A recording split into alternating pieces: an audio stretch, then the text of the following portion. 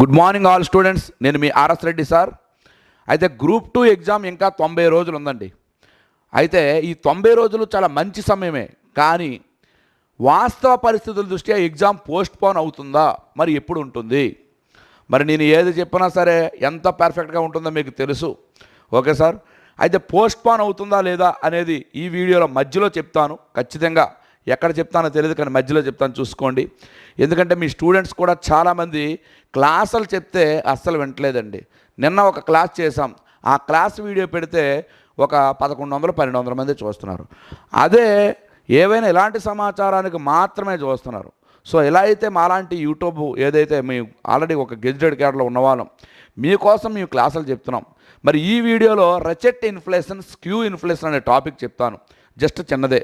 ఇంకోటి మీ అందరూ కూడా వినాలి, కానీ మీకోసం నేను చేస్తున్నది ఏంటంటే ప్రతిరోజు ఒక లైవ్ సెషన్. ఈరోజు 4:30 to 5 PM స్టార్ట్ చేస్తాను. రెస్పాన్స్ బాగుంటే ఎగ్జామ్ వరకు కూడా లైవ్ సెషన్లో గైడెన్స్, మోటివేషన్, మంచి క్లాసులన్నీ కూడా సామాజిక దృక్పథం అందిస్తాను. సార్, నేను ఎంత సామాజిక దృక్పథమో మీకు తెలుసు అందరికీ కూడా. ఇప్పుడు ఈరోజు ఆఫ్లైన్కి అందరూ కూడా 20,000 నుంచి 25,000 పెడితే నేను కేవలం విజయనగరంలో 8,000 రూపాయలే, అంటే 12,000 రూపాయలు పెట్టాను. సగం 3,500 రూపాయలు ఆన్లైన్ ఫ్రీగా ఇస్తున్నాను. మెటీరియల్ కూడా మొత్తం ఉచితంగానే ఇస్తున్నాను. అలాగే టెస్ట్ సిరీస్లు కూడా ఉచితంగా ఇస్తున్నాను. సో మీరు అర్థం చేసుకోండి. దాన్ని బట్టి నన్ను విమర్శించిన వాళ్ళు విమర్శించుకోవచ్చు, ఒక్కసారి చూడండి. అయితే మన దాంట్లో 3వ ఆన్లైన్ లైవ్ బ్యాచ్ స్టార్ట్ అయింది సార్, అద్భుతమైన టీం చేత.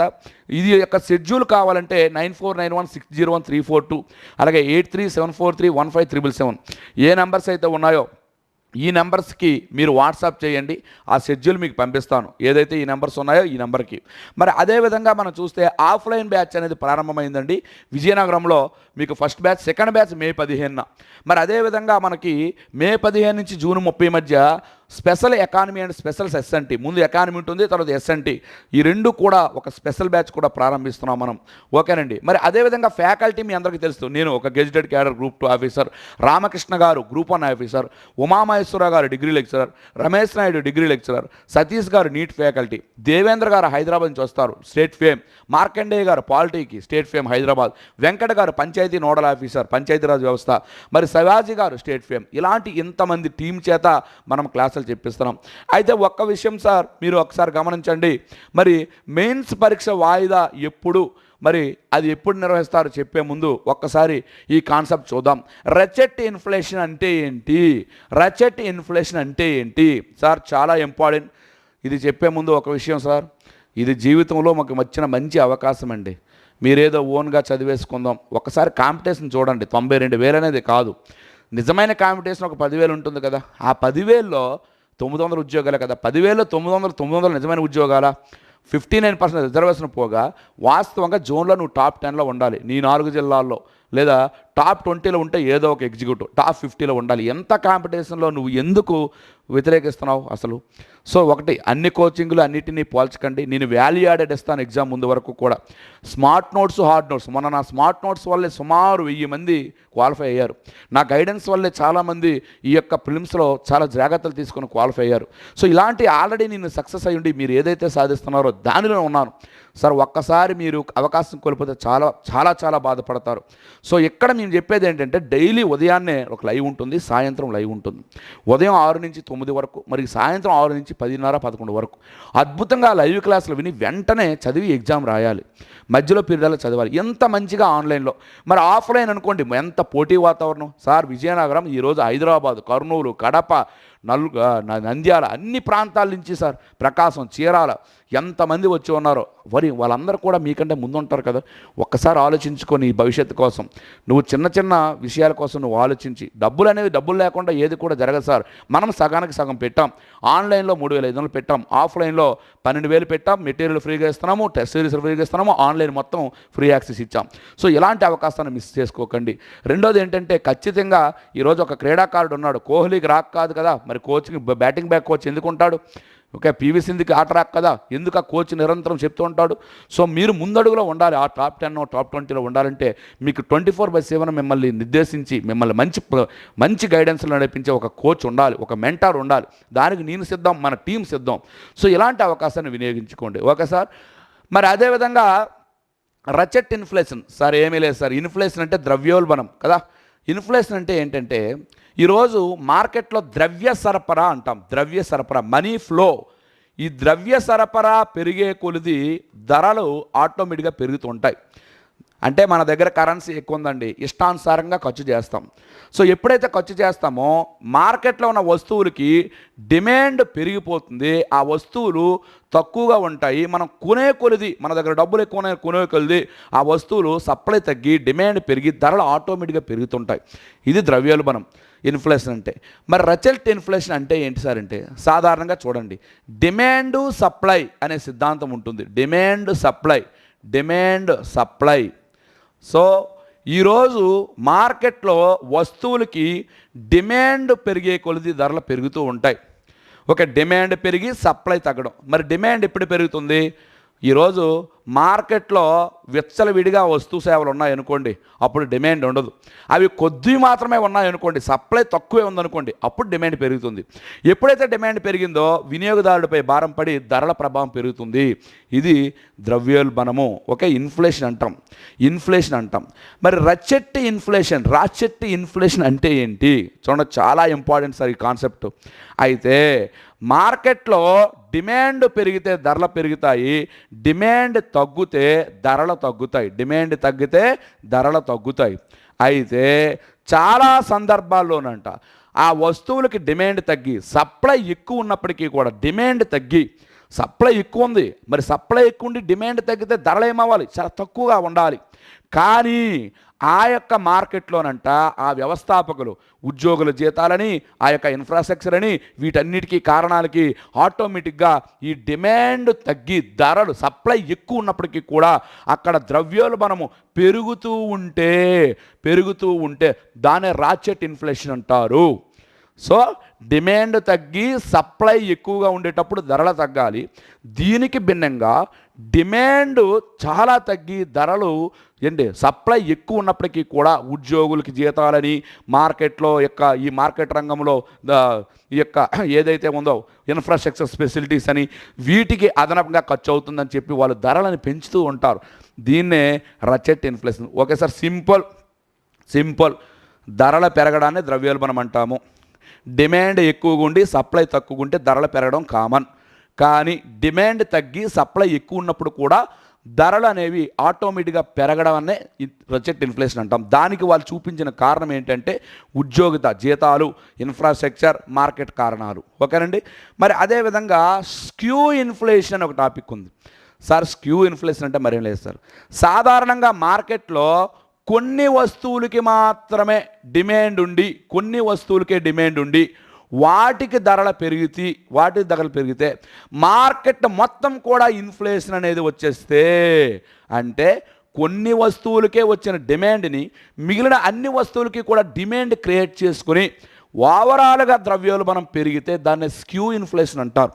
అంటే మార్కెట్లో అతి కొద్ది వస్తువులు ఏవైతే ఉన్నాయో వాటి ధరలు పెరుగుతున్నప్పుడు దాని ప్రభావం వలన మిగిలినవి కూడా ధరల ప్రభావానికి గురై ఓవరాల్గా ఇన్ఫ్లేషన్ వస్తే దాన్నే స్క్యూ ఇన్ఫ్లేషన్ చెప్పడం జరిగింది. Okay sir. మరి ఇప్పుడు మీరు ఎప్పుడైనా ఎదురు చూస్తున్న మెయిన్స్ పరీక్ష వాయిదా ఎప్పుడు అనేది చూద్దాం సార్.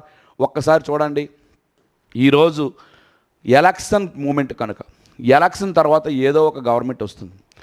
ఏ గవర్నమెంట్ వచ్చినప్పటికీ కూడా ఖచ్చితంగా పోస్ట్పోన్ అవుతుంది. ఇప్పుడున్న గవర్నమెంటే వస్తే తక్కువ సమయం పోస్ట్పోన్ అవుతుంది.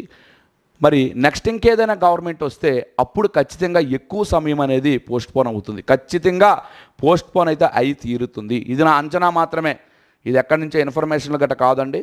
నాకు ఒక భావ వ్యక్తీకరణ స్వేచ్ఛ ఉంది కనుక నేను దీన్ని మీకు అందిస్తున్నాను. నేను చెప్పే ప్రతిదీ కరెక్ట్గా అయింది కనుక నేను విశ్వసిస్తున్నాను.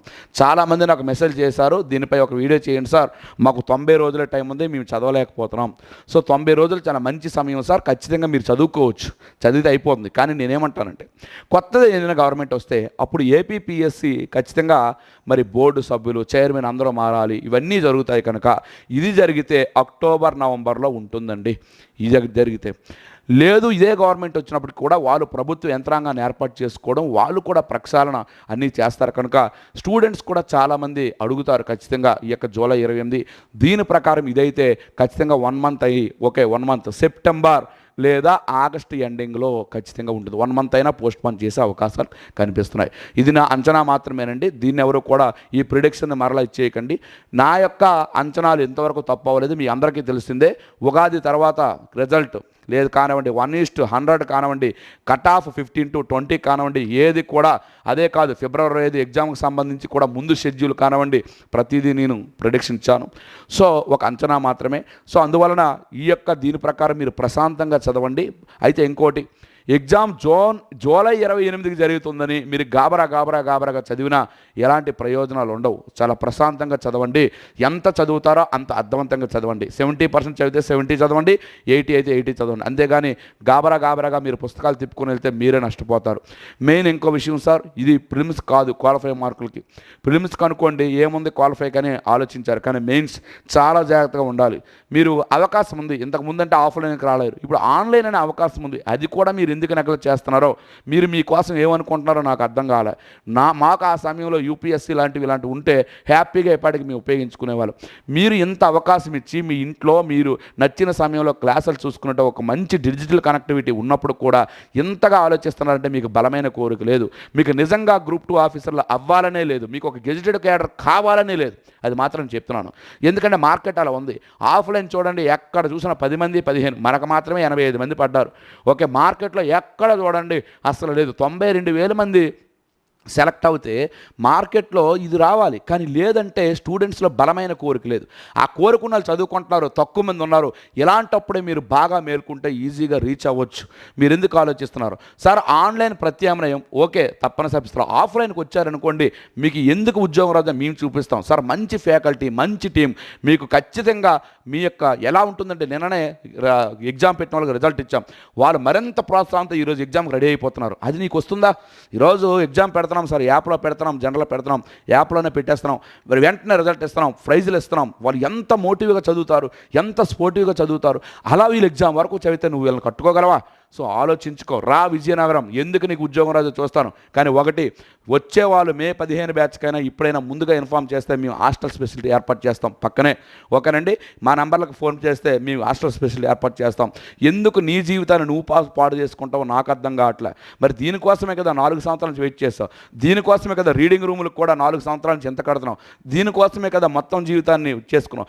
ఏమాత్రం దానికి లాస్ట్కి వచ్చేసరికి ఒక 3 నెలలు 2 నెలలు నీకు రిలీవ్ చేస్తా, క్లాస్ ఇస్తాం, మెటీరియల్ నోట్స్ రాయడాలు ఉండవు, class exam, class analysis exam, class analysis exam, 2 నెలల్లో సిలబస్ పూర్తి చేస్తాం. తర్వాత 1 మంత్ అలా మొత్తం టెస్టులు పెడతాం. కంప్లీట్గా 3 నెలలు ప్లాన్ చేసుకునిరా. నీ జీవితం కోసం అంత నువ్వు చేసుకోలేవా? నీకోసం నువ్వు చేసుకోలేవా? ఒక్కసారి ఆలోచించు. ఎందుకు ఎంత నిర్లక్ష్యం నీకు? అంటే నీకు రాదు అనే కాన్ఫిడెంట్ ఉన్నప్పుడు ఎందుకు రాయడం? వేరే దానికి చూసుకో. నీకు రాదు అనే కాన్ఫిడెంట్ ఉన్నప్పుడు లీవ్ ఇట్. అలాగే ఏదో టైం వేస్ట్ చేసుకుని నువ్వు మోసం చేసుకుని రాదులే ఏదో చదువుదాం, రాదులే ఏదో చదువుదాం ఎందుకయ్యా? ఆ మాత్రం తెలీదా? ఆ మాత్రం సెన్స్ లేదా? రాదు అన్నప్పుడు వదిలేయాలి, వేరే మార్గాలు చూసుకోవాలి. ఒక మనిషి జీవితంలో ఏర్పాటు చేసుకున్న లక్ష్యం ఎలా ఉండాలి? బలంగా ఉండాలి. సాధిస్తామంటే దిగాలి, లేకపోతే వదిలేయి, లీవ్ ఇట్. ఏదో 90,000లో ఉన్నాను అయిపోతాను కాదు, కానీ అనుకుంటే ఈ టైం అందరికీ ఒకటే. ఎందుకు అందరికీ ఒకటంటే, ఎకానమీ అందరికీ ఇప్పుడు కొత్త సర్వే, కొత్త budget, science and technology syllabus మొత్తం కూడా కంప్లీటెడ్గా కరెంట్ బేస్డ్. మన గ్రూప్ 1 చూశారు కదా. మరి ఇంకేముంది? పాలిటీ జస్ట్ అందరూ సాధారణంగా చదివారు. ఏపీఎస్సీ అందరికీ కొత్తే. నువ్వు కొత్తవాడివైనా సరే, ఇప్పుడు దిగినా సరే, ఇప్పుడు నుంచి నువ్వు ఖచ్చితంగా కసిగా చదువు. నువ్వు రా నా దగ్గరికి, నాకు కావాల్సిన టైం ఇవ్వు. ఉదయం 4 లెగు, రాత్రి 11 వరకు కూడా ఖచ్చితంగా చదువు, క్లాసులు విను, మిగతా టైం చదివి ఎగ్జామ్ రాయి. నీకెందుకు రాదో నేను చూస్తాను. రా, వచ్చి నిలదీసి అప్పుడు నేను ఇలా చదివాను రాలేదని నాకు అడగొచ్చు, నేను చెప్తున్నాను. కానీ లోపాలు నీలో ఉంటే నేనేం చేయలేను. సార్ అర్థమైందా? సో కసి మీద చదవండి. ఎందుకు రాదు? అందరికీ కొత్తే. ఇంకో విషయం, 4-5 సంవత్సరాలు చదువుతున్నారు, పోటీ అనేది పక్కన పెట్టండి. ఎందుకంటే ఈ సిలబస్ అందరికీ కూడా కొత్త, ఎస్ఎన్టీ కొత్త. మరి అదేవిధంగా చూస్తే ఏపీ హిస్టరీ ఒకటి, మరి ఏదో మొత్తం చదివినా ఇప్పుడు మళ్ళీ అంతా కూడా మర్చిపోయి ఉంటారు. ఎకానమీ మొత్తం మరి ఏపీ ఎకానమీ మొత్తం సిలబస్ చేంజ్. మరి ఇప్పుడు మీరు కొత్త వాళ్ళని ఎందుకు అనుకోవడం? సో ఇప్పటి నుంచి స్టార్ట్ చేసినా మీరు ఉద్యోగం సాధించవచ్చు. అంతేగాని ఏదో చదువుతున్నాంలే, ఏదో అవుతుందిలే అనే విధంగా వద్దండి. ఒక్కసారి ప్రయత్నం చేయండి. ప్రయత్నం చేయకపోవడం ప్రధానమైన తప్పు. ఈ జీవితంలో ఎవరైనా సరే ప్రయత్న లోపం అనేది ప్రధానమైన తప్పు. నువ్వు ప్రయత్నం చేయకుండా ఏదో రీడింగ్ రూమ్కి వెళ్ళో ఏదో ఇలా చూసేసుకునో పక్కోడ క్లాస్ వినేద్దాం ఒకసారి తీసేసుకుందాం, ఇలాంటి చీప్ ట్రిక్స్ వద్దు. దయచేసి వాడు లాగేసుకుందాం వద్దు. ఈ 3 నెలలు కసి మీద చదువు. ఎక్కడ పోలేస్తారు డబ్బులు? 3,500 ఎక్కడ ఖర్చు పెట్టలేదు నువ్వు. పానీపూరి బడ్డీకి తింటున్నావు, పార్టీలకు ఖర్చు పెడుతున్నావు. మరి 12,000 ఎక్కడ పోలేస్తారు? నీకు ఒక్కసారి ఆలోచించుకో. 2 సంవత్సరాలు నీ మెయింటెనెన్స్ అంటే నీ యొక్క క్లాత్స్ ఇటువంటి వదుసుకో. కందుకూరు వీరేశ్వరం గారు చెప్పారండి, చిరిగిన చొక్కా అయిన దొడుకుని ఒక పుస్తకాన్ని కొనుక్కొని. నీకోసం నువ్వు ఇంత ఇన్వెస్ట్ చేయలేవా? ఏమాత్రం డబ్బులు ఇన్వెస్ట్ చేస్తే మీ మంచి ఫ్యాకల్టీని తీసుకురాగలం, అది తప్పదు. అందుకే 25,000 బయట ఫ్యాకల్టీ పెడితే 12,000 కూడా కాదు 6,500కి ఇస్తున్నాను. ఓకే, 3,500 రూపాయలు ఆన్లైన్ ఇస్తున్నాం, 2,000 రూపాయలు పుస్తకాలు ఫ్రీగా ఇస్తున్నాం. మరి ఇంతగా మేము సామాజిక సేవగా మీరు చేసేటప్పుడు వచ్చి వినియోగించుకోండి. మరలా ఎప్పుడు కూడా ఈ యొక్క చీప్ ట్రిక్స్ ఎక్కడ ప్లే చేస్తామంటే మనం ఎడ్యుకేషన్ దగ్గరే.